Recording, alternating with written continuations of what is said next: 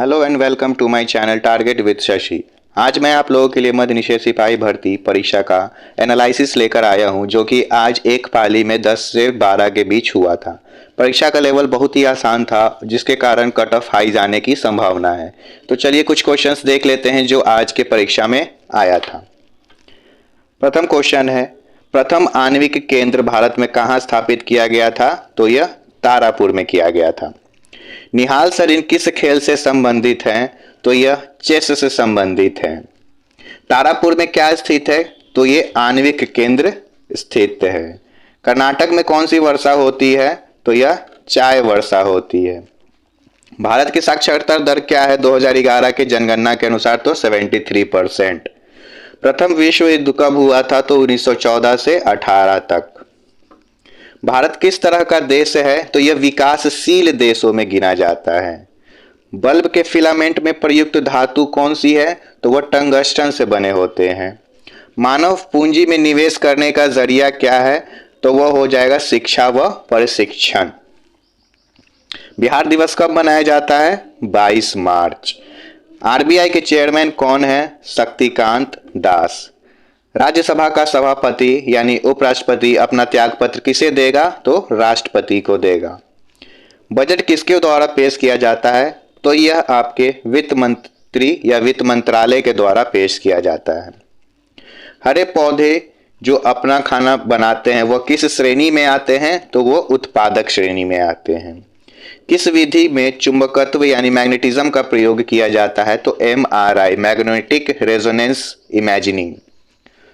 वैसे कंपनी जो एक से ज्यादा देशों में हो वो क्या कहलाते हैं? वो मल्टीनेशनल कंपनी कहलाते हैं। सरहुल त्योहार किस जनजाति से जुड़ा है? तो यह मुंडा जनजाति से, झारखंड से संबंधित है। मृदा अपरदन को हम लोग कैसे रोक सकते हैं? तो हम लोग वृक्षारोपण यानी अधिक से अधिक वृक्ष रोप के कर सकते हैं। प्रोटीन सबसे ज्यादा किसमें पाया जाता है? तो सोयाबीन में। कमल का पर्यायवाची आया था पंकज, नीरज, सरोज। ये ऑप्शंस के अनुसार है। अगर त्रिभुज के दो कोण तीसरे कोण के बराबर हो तो वो कौन सा त्रिभुज होगा? तो वह समकोण त्रिभुज होगा। पंडित बिरजू महाराज किससे संबंधित है? तो वह कथक से संबंधित थे। लीनन का उत्तराधिकारी कौन था? तो वो था स्टालिन। कोल्ड ब्लडेड एनिमल जिसके 2 चैम्बर्स थे वो कौन सा है? तो शार्क। नाजिज्म कहाँ स्थापित हुआ? तो यह जर्मनी में स्थापित हुआ।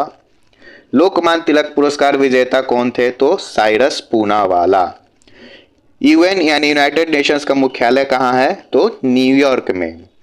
आर्टिफिशियल इकोसिस्टम कौन सा था? तो ऑप्शंस के अनुसार बगीचा। लौटती मानसून किस महीने में आती है भारत में? तो वो अक्टूबर नवंबर में आती है और वो तमिलनाडु में वर्षा कराकर जाती है। हेमोग्लोबिन किस में पाया जाता है? तो यह आपके आरबीसी में पाया जाता है। मेंडलीव किससे संबंधित है? तो मेंडलीव आवर्त सारणी यानी पीरियोडिक टेबल से संबंधित है। मतदाता सूची को इंग्लिश में क्या कहते हैं? तो उसे हम लोग वोटर लिस्ट भी बोलते हैं। कबीर कहाँ के रहने वाले थे? तो बनारस या फिर वाराणसी। आनुवंशिकता के जनक कौन थे? तो ग्रेगर मेंडल। प्रथम प्रारूप समिति में कौन नहीं थे? यानी प्रारूप समिति के सदस्य में से कौन नहीं थे? तो जिन्ना उनमें से नहीं थे। बाकी जो 3 ऑप्शन थे वो लोग उसमें शामिल थे। दक्षिण अफ्रीका में कौन रंगभेद से संबंधित थे? तो ये थे हमारे नेल्सन मंडेला। इनको अफ्रीकन गांधी भी बोला जाता था। बिहार के विधान परिषद के मंत्री का नाम पूछा गया था तो अवधेश नारायण सिंह। भारत में किस तरह के वन पाए जाते हैं? तो उष्णकटिबंधीय पर्णपाती यानी ट्रॉपिकल डिसीडियस फॉरेस्ट। विद्युत जनरेटर किस में परिवर्तित करता है? तो ये विद्युत को यांत्रिक ऊर्जा में परिवर्तित करता है। यहाँ हिंदी का क्वेश्चन है, जहर प्लस इला जहरीला। सविनय अवज्ञा आंदोलन किस तरह से मनाया गया था? तो 1930 का डांडी मार्च से रिलेटेड है। कुछ इस तरह से ही था क्वेश्चंस और ऑप्शंस। सिंधु घाटी में जलाशय का साक्ष्य कहाँ से मिला? तो यह धौलावीरा से मिला।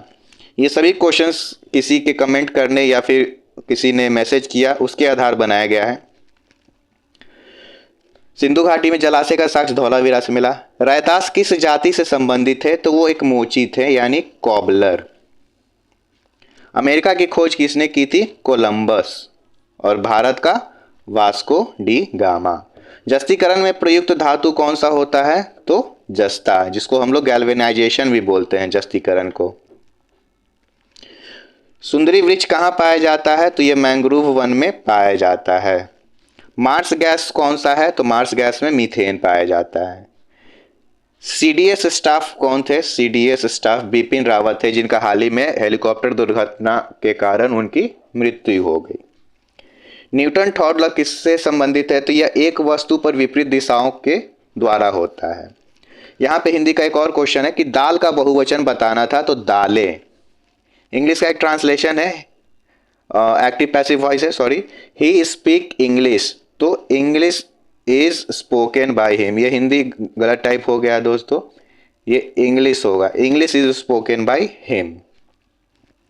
उत्तर दक्षिण कॉरिडोर ये कहाँ से कहाँ है? तो ये श्रीनगर से कन्याकुमारी। टर्शियरी क्षेत्र से संबंधित कौन नहीं है? तो पशुपालन जो है वो टर्शियरी क्षेत्र से संबंधित नहीं है। कौन सा ट्रायंगल त्रिभुज कॉन्ग्रुएंसी से संबंधित नहीं है? यानी कॉन्ग्रुएंसी प्रूफ करने का जो कॉन्ग्रुएंसी क्राइटेरिया होता है उसमें से कौन सा नहीं है? तो ये एसएसए नहीं होता है, साइड साइड एंगल नहीं होता है। कौन सी नदी एस्चुरीज बनाती है? यानी जो अरेबियन सी में गिरती है वो, तो वो होगा नर्मदा। बादल और कुहासा किसका उदाहरण है? तो ये द्रव में गैस का उदाहरण है। राष्ट्रपति पर महाभियोग कौन लगाता है? तो संसद। एक क्वेश्चन था आपका कि अमन किस फसल से संबंधित है? तो यह धान से संबंधित है। विजय हजारे ट्रॉफी किसने जीता? तो हिमाचल प्रदेश ने। पृथ्वी पर कितना प्रतिशत पानी है? तो लगभग 75%। ये प्रोबेबिलिटी का क्वेश्चन है कि डाइस को हम लोग जब एक बार फेंकते हैं तो अभाज्य संख्या आने की क्या प्रोबेबिलिटी होती है? तो वो 3/6 होता है। इसको काट के 1/2 आंसर आपका आ रहा है।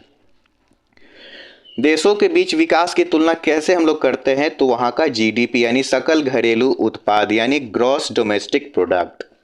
आधुनिक लोकतंत्र को कहा जाता है क्या? तो प्रतिनिधित्व लोकतंत्र। राजनीतिक दल आवश्यक है किसके लिए? तो लोकतंत्र के लिए। 1950 के पहले हिंद चीन में कौन से देश शामिल हुए थे? तो वियतनाम, कंबोडिया और लाओस। लीलाधर जगूड़ी द्वारा रचित कविता इसमें से कौन सी है? तो मेरा ईश्वर। बेकिंग सोडा का रासायनिक सूत्र क्या होता है? तो सोडियम बाइकार्बोनेट Na2CO3। परागकणों का एक पुष्प से दूसरे तक स्थानांतरण किसके द्वारा होता है? तो ये वायु के द्वारा भी हो सकता है, जल के द्वारा भी हो सकता है और कीट के द्वारा भी हो सकता है। अंतरिक्ष में यात्रा करने वाली द्वितीय भारतीय मूल की महिला कौन थी? तो ये सिरिसा बंदला थी। पहली कौन थी? तो सुनीता विलियम। तो यही सब कुछ क्वेश्चन थे जो आज आए थे।